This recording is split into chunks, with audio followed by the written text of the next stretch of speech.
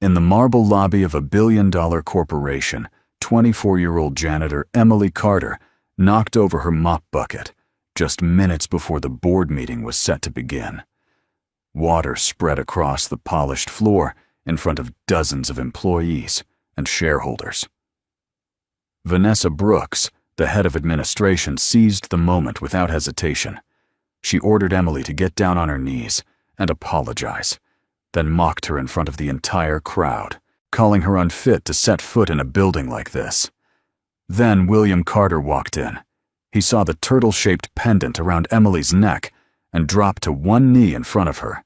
The water spread fast across the marble floor, catching the light from the overhead fixtures and turning the entire lobby into something that looked almost deliberate, almost staged. Emily Carter had not meant to kick the bucket. She had been moving it to the side to make room for the stream of executives filing in through the main entrance, and her foot caught the handle at exactly the wrong angle. The water went everywhere. It pooled near the base of the reception desk, crept toward the elevator bank, and soaked the hem of her uniform before she could do anything about it. She grabbed her mop and started working immediately, head down, trying to contain the damage before anyone important noticed. The lobby was filling up fast.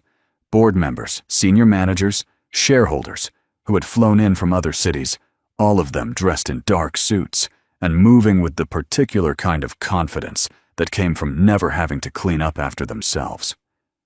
Emily kept her eyes on the floor and kept moving. She did not hear Vanessa Brooks approaching until the woman's heels stopped directly in front of her mop.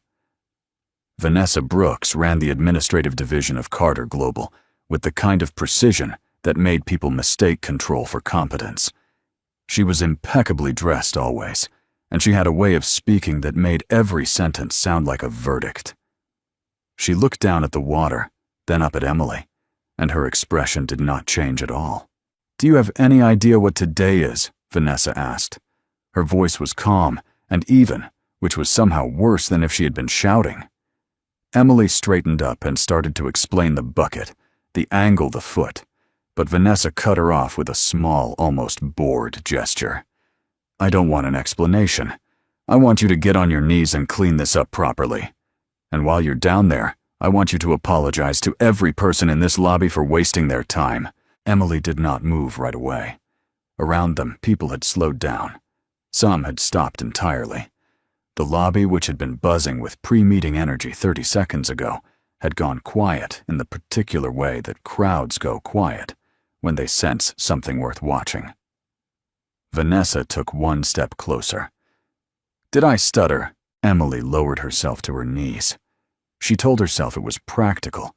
The mop wasn't reaching the edges anyway, and she could use the cloth from her cart to soak up the rest faster by hand. She told herself it wasn't about the other thing. But she could hear people around her, the murmurs, the small sounds of discomfort that people make when they're watching something they know is wrong, but have no intention of stopping. Someone laughed. It was a short sound, quickly swallowed, but Emily heard it. Vanessa stood over her and addressed the room like she was conducting a meeting. "This is what happens when standards slip. This is what happens when we let anyone through the door without holding them accountable." She looked down at Emily. "Say it. Tell them you're sorry for making a mess of their morning." Emily kept her hands moving across the wet floor. She said she was sorry. Her voice was steady, and she kept her face neutral, and she did not look up. She had learned a long time ago that the fastest way through humiliation was to refuse to let it land. You kept your hands busy and your face blank, and you waited for the moment to pass. The moment did not pass. It shifted. She became aware of a change in the room, not a sound exactly, but a pressure, a collective held breath, and then she heard footsteps crossing the lobby from the direction of the main entrance. Measured steps. Not rushing, not performing. Just walking with the kind of steadiness that comes from knowing that the room rearranges itself around you, and there is no need to hurry. Emily was still on her knees when the footsteps stopped nearby. William Carter was not what most people expected. when they pictured a man who had built a company worth several $billion from nothing. He was tall and broad-shouldered, somewhere in his mid-50s, with gray at his temples, and the kind of face that had once been conventionally handsome and had since become something more interesting. He wore a dark suit with no tie, and he carried nothing. No phone, no folder, no assistant trailing behind him. He was looking at Vanessa when he first walked over, and his expression was professional and unremarkable. Then his gaze dropped to Emily. More specifically, his gaze dropped to the pendant at Emily's throat. It was a small thing, the pendant. A turtle cast in silver that had gone slightly dark with age, hanging on a thin chain that had been repaired at least twice with different colored thread. Emily had worn it every day for as long as she could remember. Her mother had given it to her years ago, telling her only that it had belonged to someone important, someone who was gone. Emily had never pushed for more than that.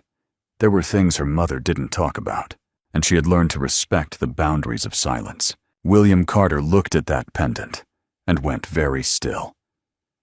It was not the stillness of a man who had stopped moving. It was the stillness of a man who had stopped functioning, as though every system that kept him upright and operational had been interrupted by a single image. He stood there for what felt to everyone in the lobby like a very long time, though it was probably only a few seconds, and then he did something that no one in that room would stop talking about for months afterward. He crossed to where Emily was kneeling and lowered himself to one knee in front of her. The lobby went absolutely silent. Vanessa made a sound, not quite a word, something more like the beginning of an objection that died before it could take shape.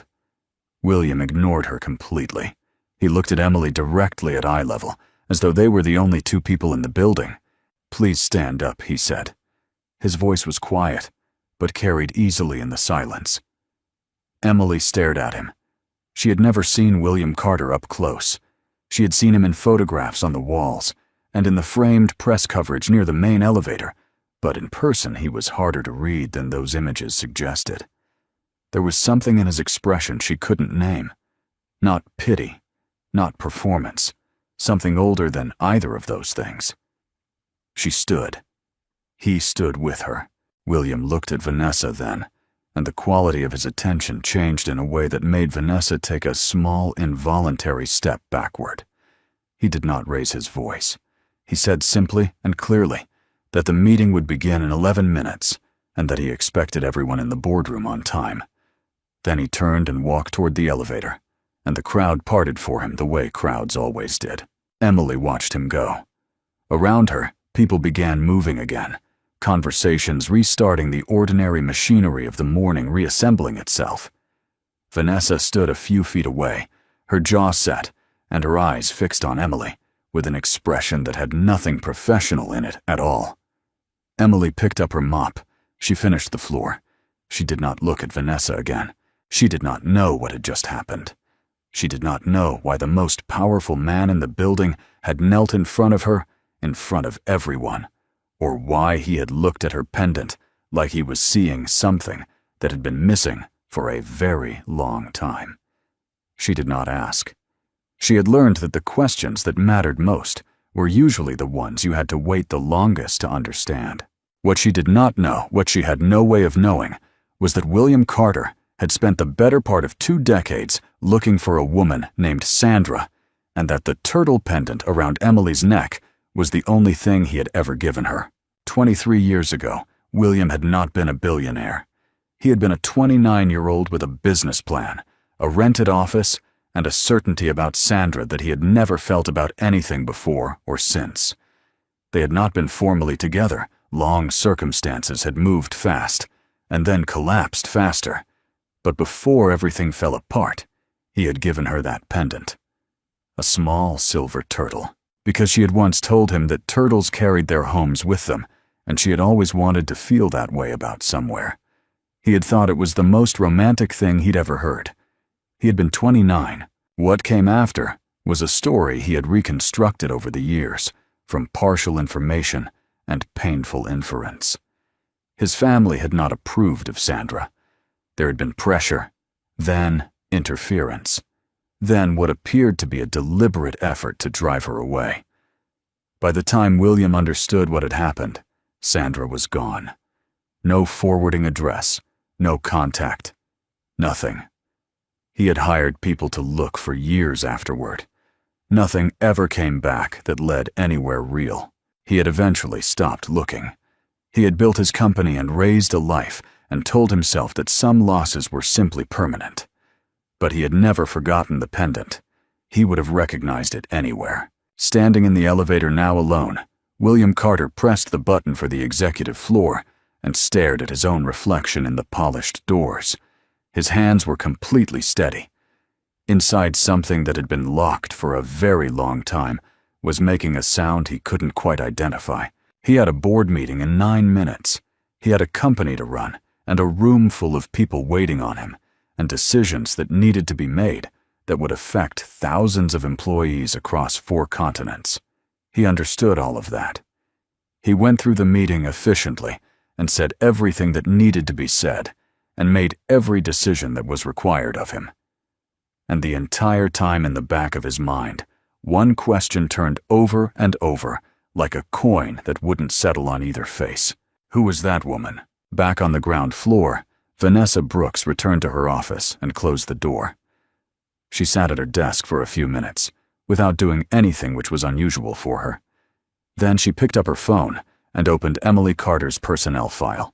She read it carefully, not for the first time, but with different eyes now. 24 years old, hired 8 months ago through a staffing agency. Prior employment, retail food service, 1 semester of administrative work at a legal aid nonprofit. Education, 3 years of a law degree at a state university. Withdrawn due to personal circumstances. She had dismissed Emily as irrelevant the moment she arrived. Low-level staff, no connections, no leverage, no threat. But William Carter did not kneel for irrelevant people. William Carter did not kneel for anyone. Vanessa set the phone down and looked out her window at the city below. She thought about the board meeting happening 6 floors above her head. She thought about the restructuring proposal she had spent the last 4 months engineering, and the 2 board members she had spent the last 2 months carefully influencing, and the very precise arrangement of alliances she had built that depended entirely on William Carter remaining focused on expansion and not on whatever had just happened in the lobby. She thought about Richard Cole, the company's chief legal officer, who was currently sitting in that boardroom and who owed her more favors than he could comfortably count. She would need to move carefully, but she would need to move. Emily, for her part, finished her shift and returned her equipment to the supply room on the basement level. She changed out of her uniform in the staff locker room, and while she was pulling on her jacket, she caught sight of herself in the narrow mirror above the sink. She looked tired. She usually looked tired. She had been working double shifts for the past 3 months to cover her mother's medical bills, and the exhaustion had settled into her face in a way that felt permanent. She touched the pendant at her throat without thinking about it. Her mother had pressed it into her hand years ago during one of the harder periods, when money was short, and the apartment they lived in had a leak in the ceiling that the landlord kept promising to fix. Her mother had said, "Keep this. It was given to me by someone who mattered. Someday you might understand why." Emily had worn it every day since. She had never understood why exactly, but she had never taken it off either. She gathered her bag and headed for the staff exit. Outside, the city was doing what it always did, moving loud, indifferent.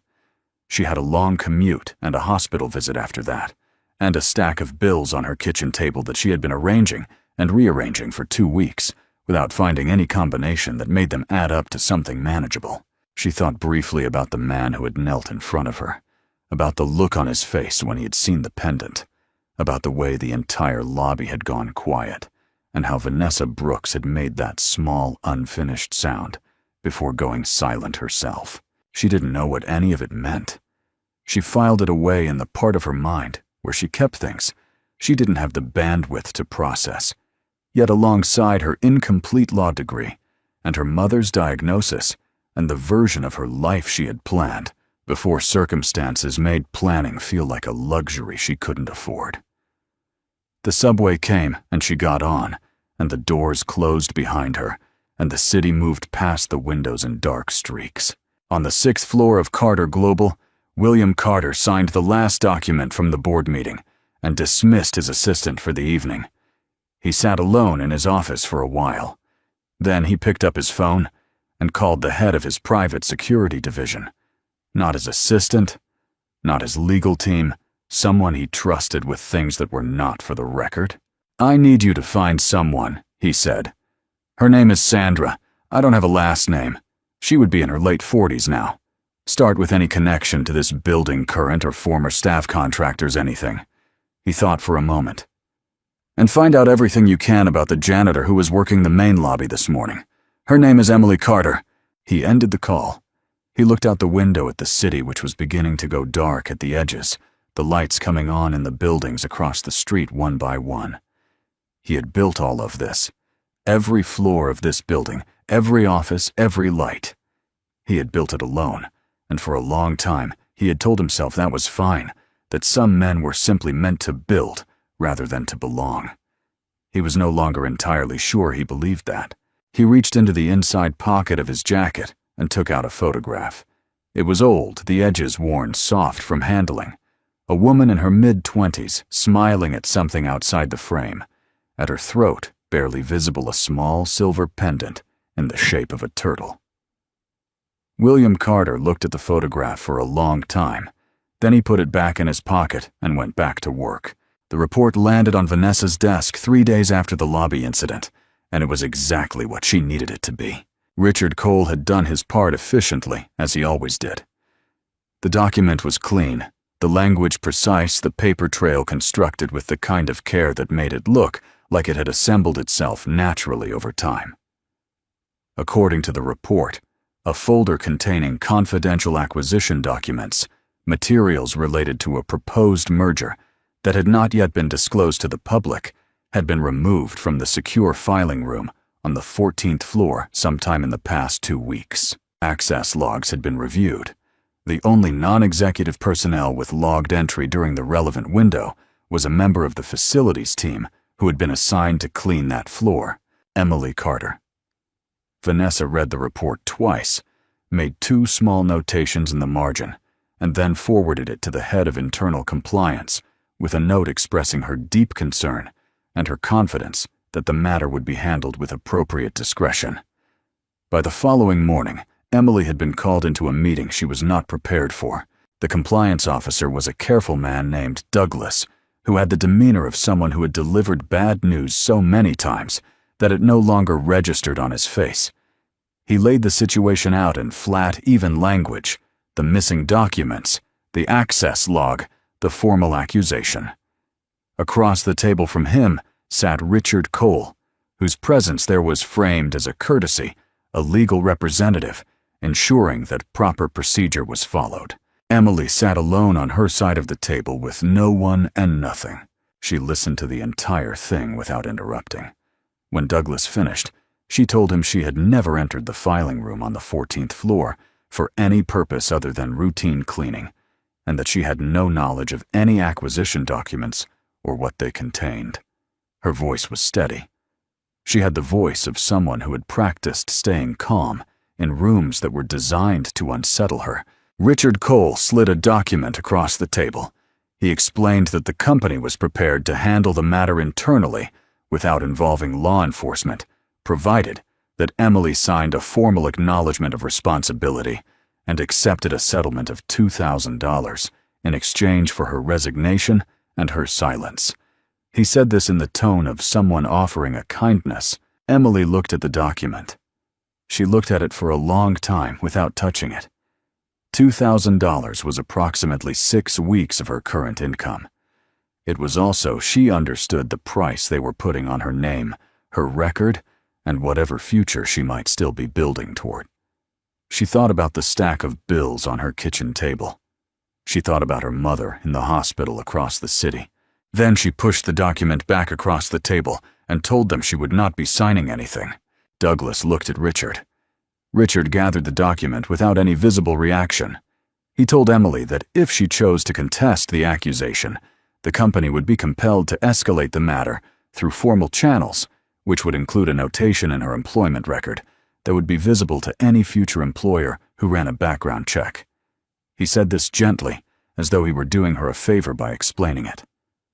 Emily stood up and thanked them for their time, and left the room. Word moved through Carter Global the way it always did, fast, slightly distorted, arriving at each person pre-shaped by the biases of whoever had passed it along.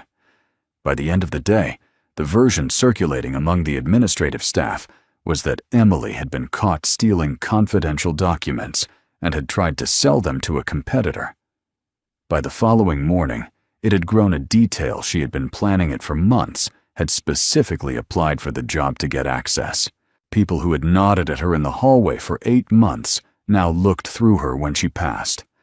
One of the women from the third-floor team, someone Emily had eaten lunch with twice, crossed to the other side of the corridor to avoid making eye contact. Vanessa did not fire Emily immediately. She waited 4 days, which was long enough for the story to fully establish itself. And then she called Emily into her office and terminated her employment in front of 3 other members of the administrative team who happened to be present. It was not an accident that they were there. Vanessa delivered the termination with the particular precision she brought to everything. No shouting, no visible satisfaction, just the clean execution of a decision that had already been made. Emily collected her things from the staff locker room. There was not much a change of shoes, a small mirror, a photograph of her mother tucked inside her jacket pocket. She walked out through the staff exit and stood on the sidewalk for a moment, and the city moved around her exactly as it always did, indifferent and loud and continuous. She had been here before, not this specific situation, but this specific feeling. The feeling of a floor dropping out from under something she had carefully constructed. She had felt it when she withdrew from law school.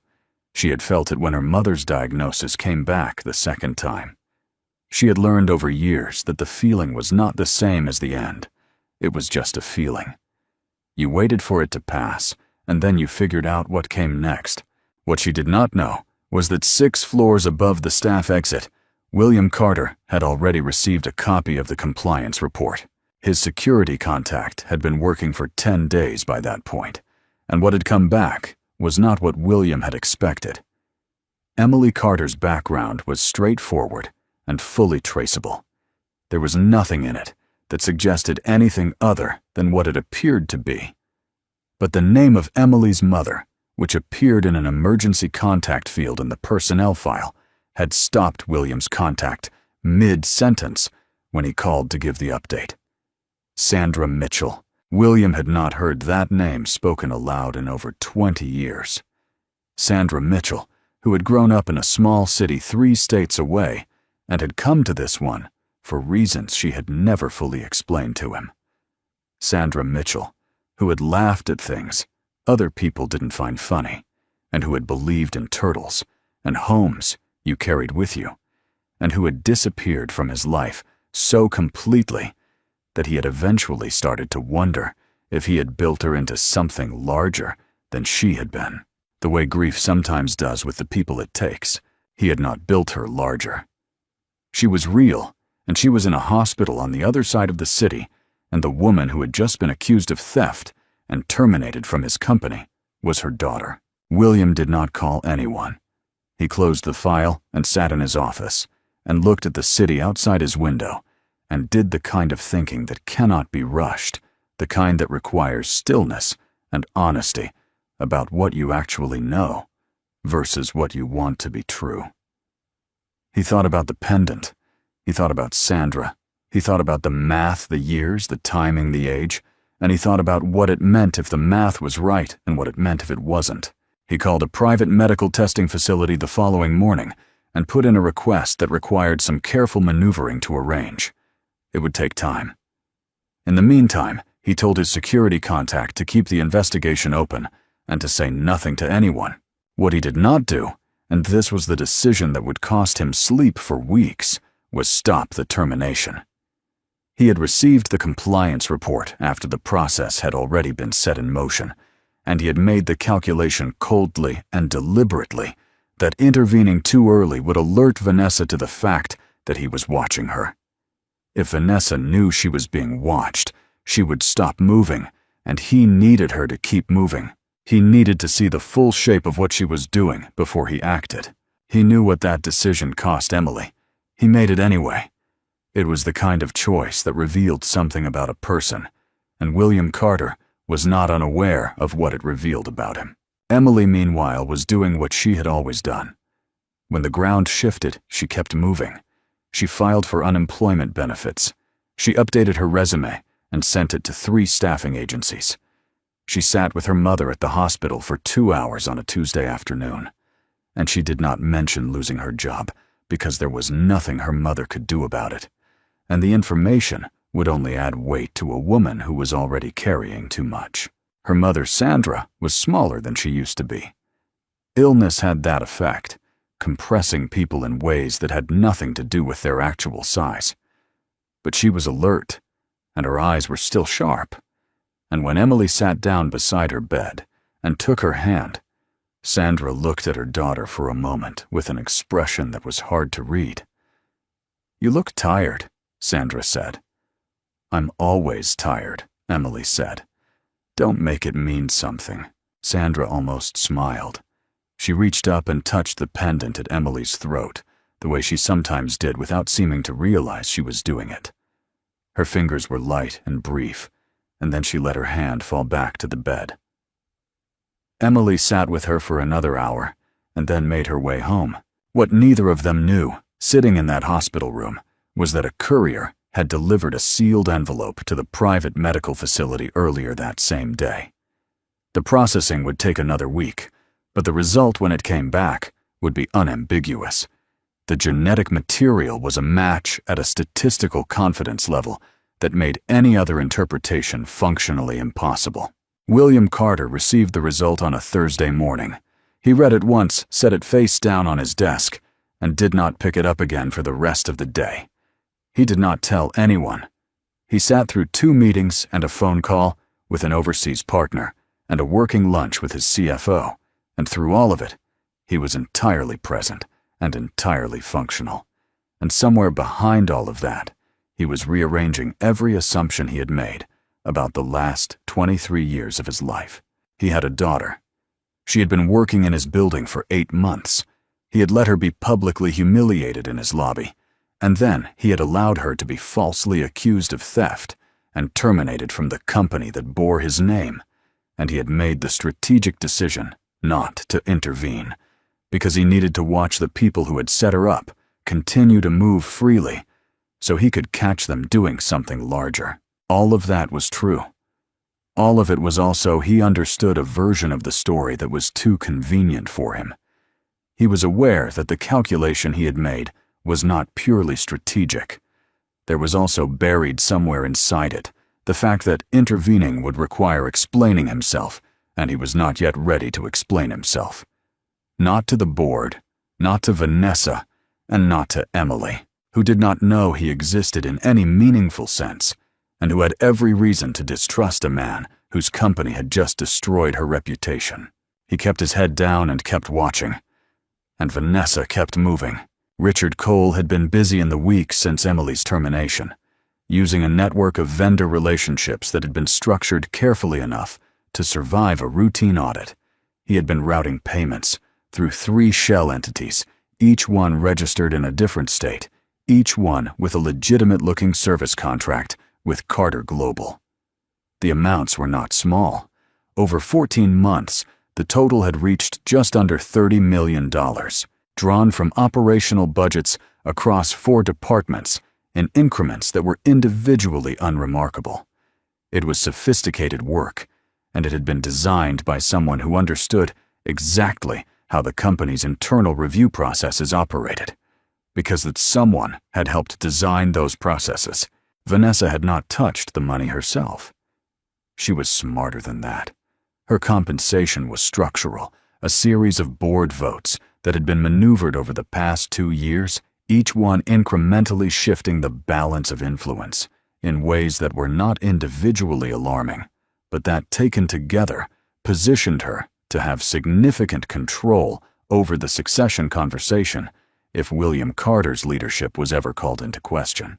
That conversation, she had decided, was about to become necessary.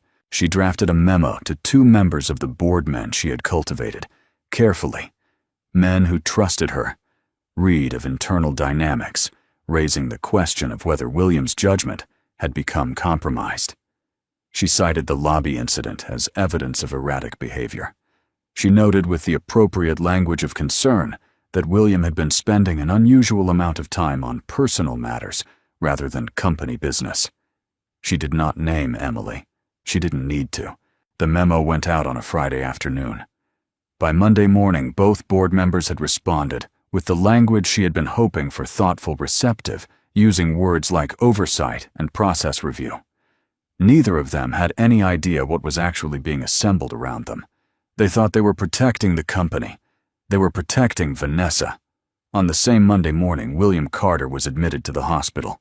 He had not been sleeping.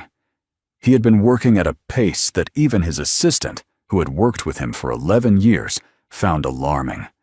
And he had been carrying the weight of what he knew about Emily, about Sandra, about Vanessa and Richard, without distributing any of it to anyone who could help him carry it. His body registered the unsustainability of that before his mind did.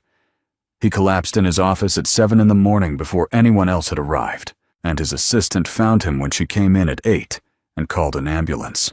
The diagnosis was exhaustion complicated by elevated blood pressure. The doctors used the word serious in a way that was meant to be heard. He was kept for observation and told he would not be returning to the office for at least 10 days. He was in his hospital room on the second evening when there was a knock at the door. He assumed it was a nurse. He looked up and found Emily Carter standing in the doorway holding a paper bag and wearing the expression of someone who had not entirely decided whether coming here was a good idea. She told him she had heard from someone in the facilities team who still spoke to her. She said she was not there for any particular reason, just that she had heard he was in the hospital, and it seemed wrong not to at least check. She held out the paper bag, which contained a container of soup from a diner near her neighborhood, the kind of soup that cost $4.50 and had no business being brought to a man who owned a building full of expensive catering, and said she didn't know if he was allowed to eat it. William looked at her for a long moment. She was standing in the doorway of a hospital room, having made the trip across the city to bring soup to the man whose company had accused her of theft and fired her in front of witnesses. She was still wearing the pendant. He told her to come in. She sat in the chair beside the bed, and neither of them said anything immediately, and the silence was not uncomfortable in the way that silences usually are between strangers. It had a different quality. Something recognized, though neither of them could have said what. Emily asked how he was feeling. He said better than the day before. She nodded and looked out the window at the parking structure across the street, and he looked at the pendant, and the conversation moved on to other things. Small things, the kind that fill the space when the real things are too large to approach directly. She stayed for 40 minutes. When she left, she told him she hoped he recovered quickly, and she meant it, and he could hear that she meant it. After she was gone, William Carter lay in his hospital bed and stared at the ceiling, and thought about the kind of person who brings soup to someone who has, by any reasonable accounting, done her wrong. He thought about what it would mean to tell her the truth. He thought about what it meant that he had been sitting on that truth for weeks, while she lost her job and her income and her reputation. He was running out of time. Vanessa was moving faster than he had anticipated, and if he didn't act soon, she wouldn't just damage Emily. She would use Emily as the crowbar to break open the question of his leadership entirely. He needed evidence that could survive a board-level challenge, and he needed it in a form that would be undeniable. He picked up his phone and made 2 calls. The first was to his security contact, authorizing the next phase of the investigation and requesting a full forensic audit of every vendor contract signed in the past 18 months. The second was to a data recovery specialist he had used twice before, a woman who was very good at finding things that people had worked hard to make disappear. He did not make a third call. The third call, the one he knew he needed to make, the one to Emily he was not yet ready for. He told himself he would be ready when the evidence was complete, when he had something solid enough to protect her with, before he turned her world over entirely. He was not sure he believed himself, but it was what he had, and so it was what he used. The boardroom on the executive floor of Carter Global seated 22 people comfortably and had floor-to-ceiling windows that looked out over the city in a way that was designed to remind everyone sitting in it exactly what was at stake. William Carter had called the meeting with 4 days' notice, which was unusual. The agenda he had circulated was a single-line internal audit findings and governance review. That was all. No supporting documents, no pre-read materials, no indication of what specifically would be discussed. Vanessa had spent those 4 days moving fast. She reached out to her 2 board allies again, reinforcing the narrative she had been building. William's erratic behavior, his judgment compromised by whatever personal fixation had developed around a terminated employee, the need for the board to take a more active oversight role. She had Richard prepare a counter-presentation framing the compliance report on Emily as evidence of exactly the kind of lax internal culture that developed when leadership became distracted. She had a plan, and the plan was good, and she walked into that boardroom on Thursday morning feeling the particular confidence of someone who has done the preparation and believes the preparation is enough. William was already seated at the head of the table when she arrived. He looked recovered, not fully, but enough. The 10 days in the hospital had taken something from his face that hadn't entirely come back, but his eyes were clear, and his posture was the posture of a man who had made his decisions and was no longer in the process of making them. Seated along one side of the table were 3 people Vanessa did not recognize. She took her seat and looked at them, and Richard Cole, sitting 2 chairs down from her, gave her a look that told her he didn't recognize them either. William opened the meeting without preamble. He thanked everyone for coming and said that before any other business was discussed, he wanted to share the findings of an independent forensic audit that had been conducted over the past several weeks at his personal direction.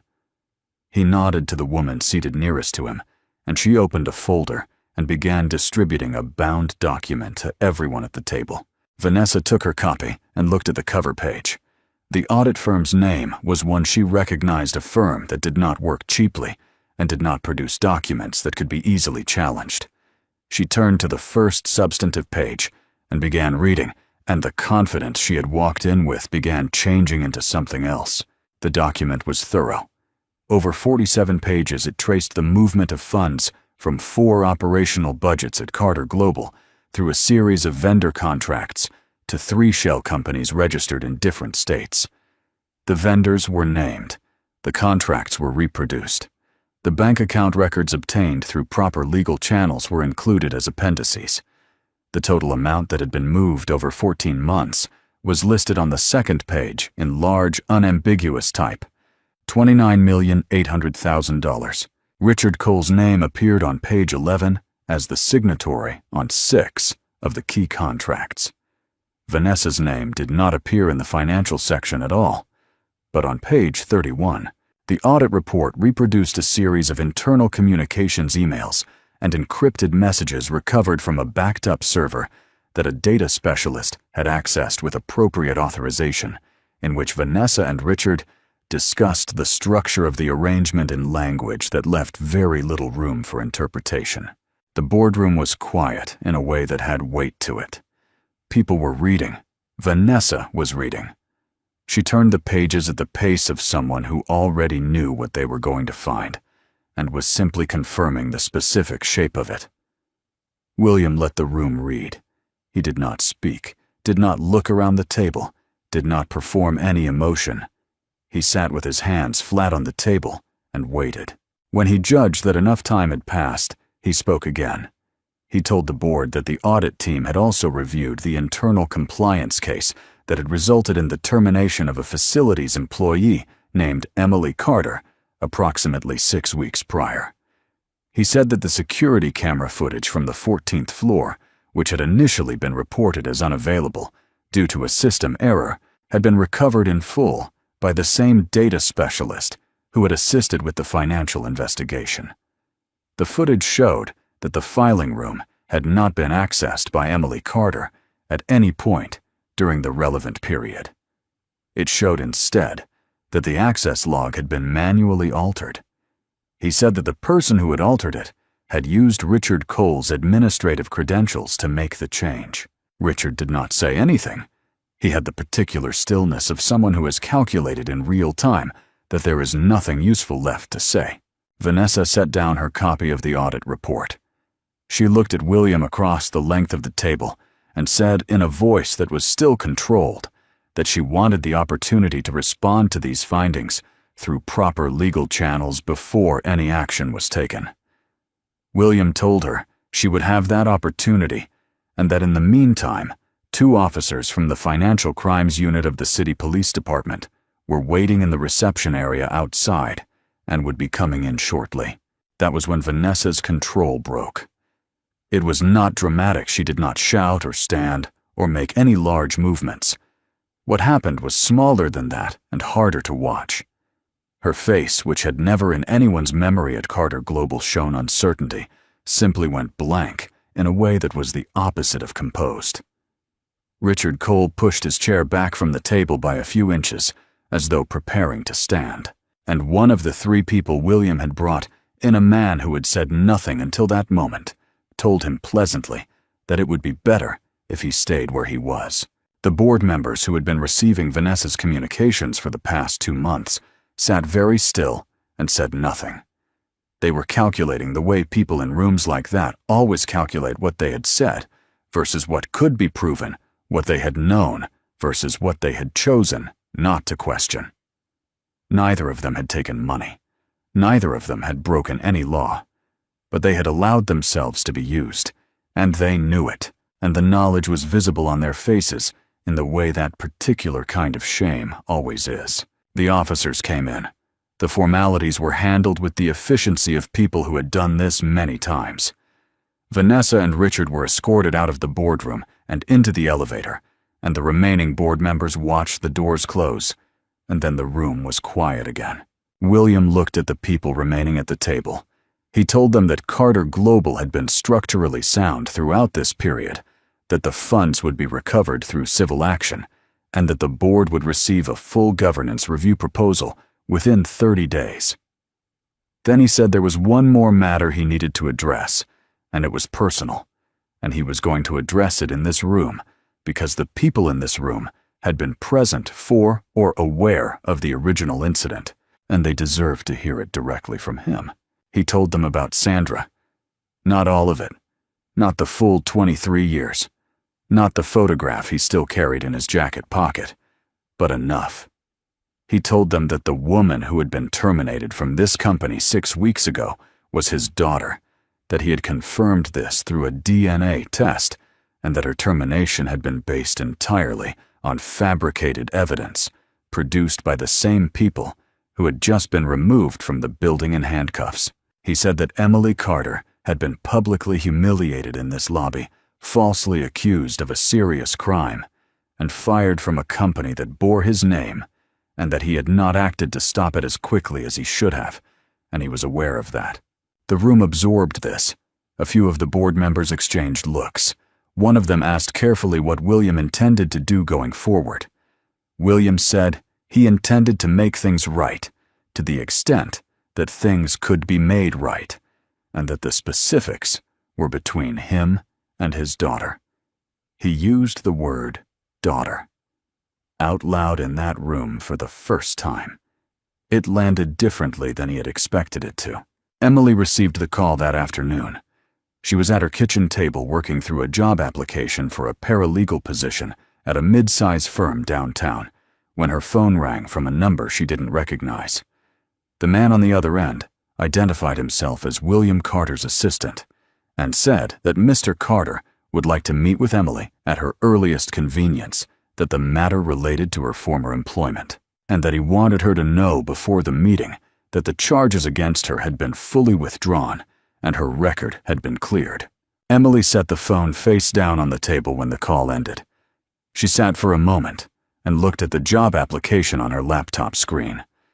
Then she looked at the pendant which was resting against her collarbone, the way it always was, and she thought about the man in the hospital room who had eaten $4.50 soup without commenting on it, and had asked her with what seemed like genuine interest how she had ended up studying law. She called back and said she was available the following morning. The meeting took place in William's office, not a conference room. That was the first thing she noticed. The second thing she noticed was that there was no assistant in the room, no legal counsel, no one else at all. Just William standing near the window when she came in, looking like someone who had rehearsed what he was going to say, enough times that the rehearsal had stopped helping. He told her to sit down. She sat. He remained standing for a moment longer, and then sat across from her and put a folder on the desk between them, and did not open it immediately. He told her that he owed her an explanation and an apology, and that the explanation was going to be difficult to hear, and he wanted her to know before he started that she was under no obligation to respond in any particular way. She told him to say what he needed to say. He said it. He started with Sandra, with what they had been to each other, with what his family had done to end it, with the years of looking, and then the years of stopping looking. He said that when he saw the pendant in the lobby, something had broken open in him that he hadn't known was still sealed.